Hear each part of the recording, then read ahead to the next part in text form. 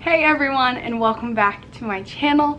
So today's video is going to delve deep into what being in a sorority is like. As most of you know from different videos on my channel, or if you follow me on social media, which you definitely should, so I'll put them all like right here.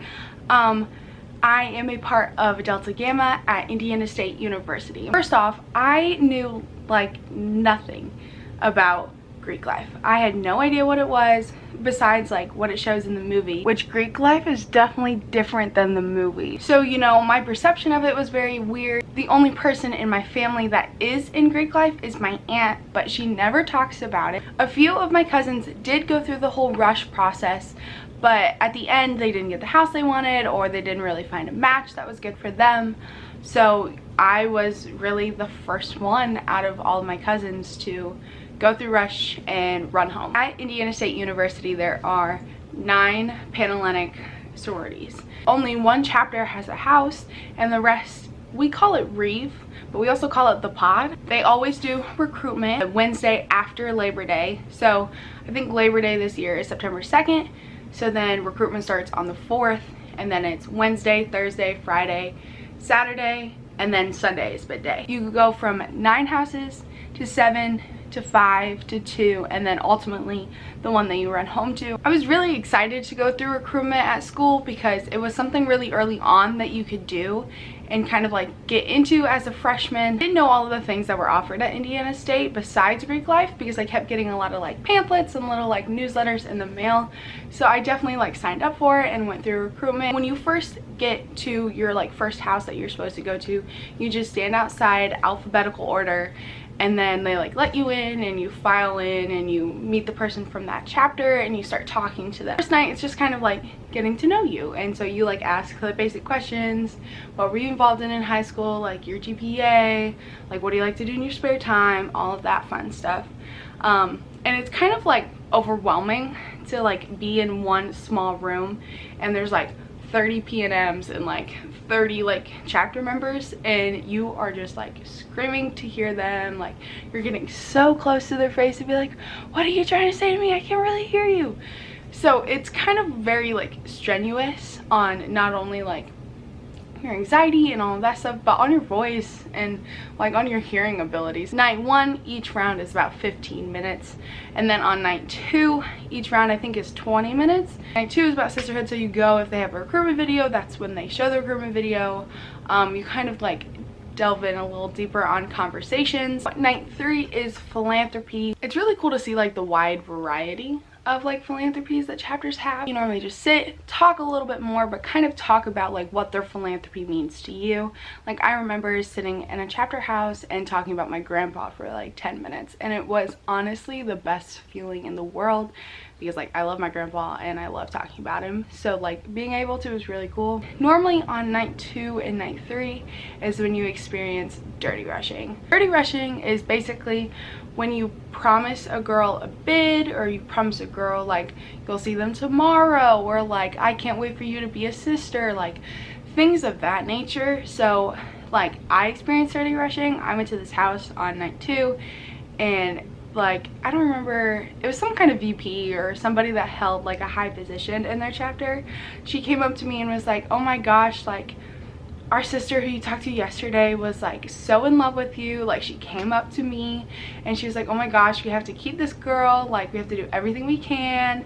And then she went to the chapter president and told her all of this stuff, and so like the girl was like, our chapter president really wants to get to know you. If she can't come up to you tonight, she'll try to come up to you tomorrow and get to know you better, and like blah blah blah blah blah. And I was like, oh my god, they love me. So like I was so excited. Then on night 3, nobody even looked at me in that chapter. It was so weird. Like I walked in and like I wanted to get to know them more, so I was asking a lot of questions about their philanthropy and their sisterhood and like this and that, and like they were like, yeah, no. And I was like, but you guys literally told me yesterday you loved me. What happened? Like what did I do? And that's what kept happening in my head. It was like, what did I do wrong? But in reality, wasn't me. The compatibility between the two just ended up not working together. But night 3 is kind of where it kind of gets down to the nitty-gritty of like okay, you go from 5 to 2 houses. Like, you have to pick.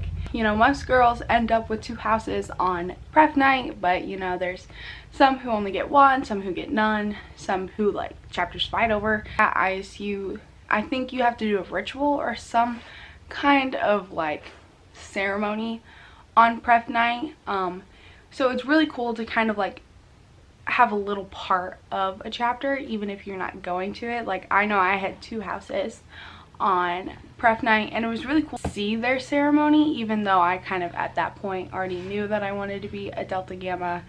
It was like cool to be in that moment and like share something with those girls. Going out of prep round to where you like pick, it was kind of like stressful because, you know, I still didn't know if DG wanted me or not, or if the other chapter that I was out wanted me more. Trust the process. You have to be able to just, you know, go into each house with a smile on your face, and if they like you and you like them, it's gonna work out. You know, if you like them, they don't really like you, then they're not gonna pick you. Sometimes they like you, you don't like them, but because of like the computer system and everybody else, you may still be going back to that house. But as long as you show one house that you're really excited about them and you really want to be a part of their sisterhood, they're gonna see that. They're gonna like want you back. So we all get to the main area that the P&Ms meet at, and then we walk over to this field for bid day. Once you get to the field, there's a little room or whatever. There's a circle of chairs with their backs towards each other, and so you just find the envelope with your name on it. You sit down, and then they're like, are you ready to find your home, blah blah blah blah blah, and we're screaming and all that fun stuff.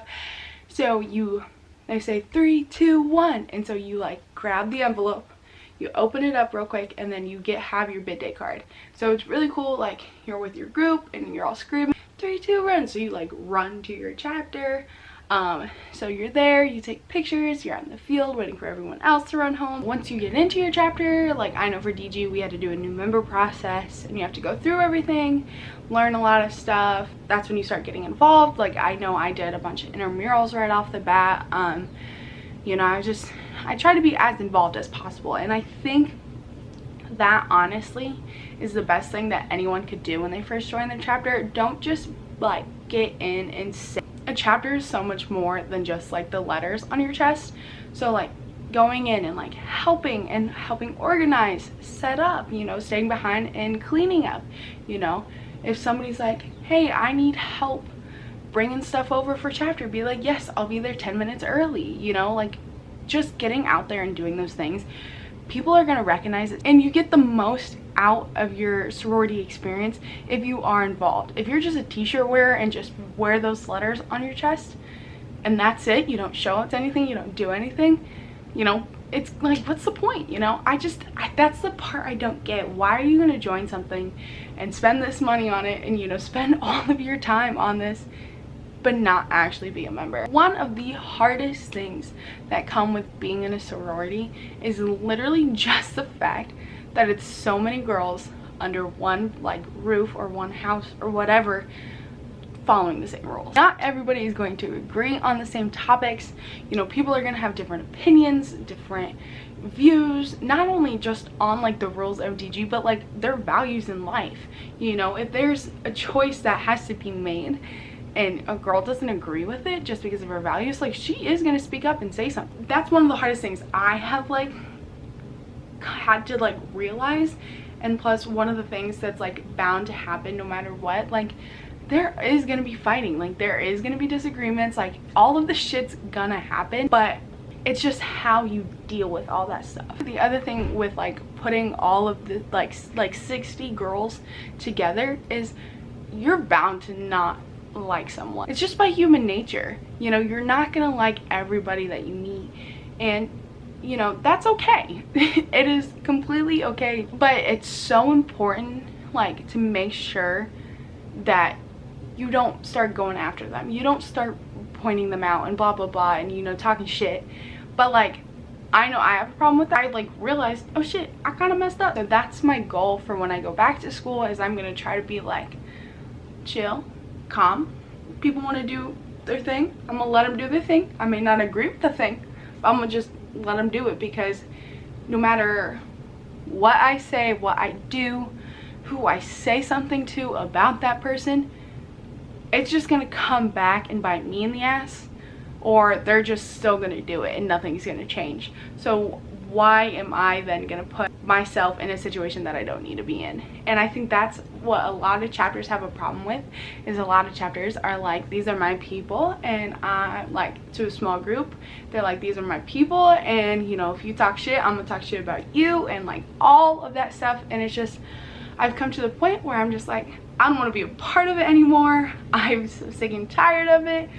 I just, you know, want to be a good chapter member. I want to be a good DG. I want to be a good Indiana State Sycamore. Like, I'm done. I'm over it. There's so much negativity around Greek life, you know, not just like with it, but like as a whole perception of Greek life. It's like, you don't really know the whole story of Greek life until you're in it. So I think it's so important to just, you know, try it out for yourself. Go out there and go to a few rush events, or you know, just go talk to a few houses. And if you don't like it, then you don't have to continue with it, but at least giving it a shot and seeing what like a Greek organization can do is just so beyond belief. It's so cool, all the stuff that like we do as a whole. You guys were probably thinking that you were gonna get a lot of hate on sorority life on this video. You're gonna hear a lot of it, but that's definitely not how my sorority experience has gone so far. You know, I've had a pretty good sorority experience so far, with a few bumps here and there, but it's definitely important to kind of like share the good word of Greek life, because a lot of people who make these videos, or you know, who talk about Greek life, it's all negative and nothing good comes out of it. And you know, maybe that's how it is at their school, but at Indiana State it's definitely very different, and it's a fun time. I definitely recommend going through, or at least getting to know somebody in Greek life, to kind of get to know what it's like. If you guys like this video, make sure to give it a thumbs up, and while you're at it, make sure to hit that subscribe button. I don't know where it is, it's somewhere over in this area, and I will see you guys next time. Bye. Also, PS, if you guys want to know where I got my earrings from, they're actually from a family friend who is going into the fashion world and all of that stuff. She actually made this glass for like her senior collection.